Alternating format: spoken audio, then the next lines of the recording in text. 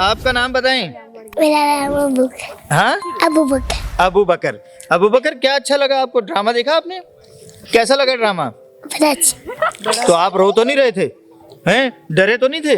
अब ये आप तो माशाल्लाह फौजी आदमी है, आपने क्या डरना है? कोई एक चीज बताएं ड्रामे में जो आपको अंदर अच्छी लगी, सिवाय वो जो स्नेक्स खाए। कहते हैं, या अल्लाह, वो वाला करके हाँ, वो बताएं। नीचे बैठ के दिखाओ।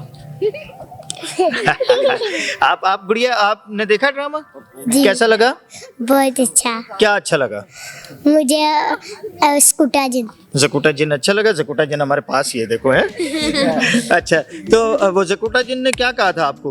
कोई बात हुई थी आपकी उससे? क्या कह रहा था? कह रहा था स्कूल जाना आप अपनी जो है ना वो, हाँ। है ना, ये कहा था ना उसने, और तालीम के लिए कहा था कि अच्छा सा पढ़िए, है ना, आप अच्छा सा पढ़ेंगी, अच्छा जो है वो पढ़ के आप पाकिस्तान के लिए अच्छी बड़ी जो है मरीम नवाज की तरह से बड़ी लीडर बनेंगी, है।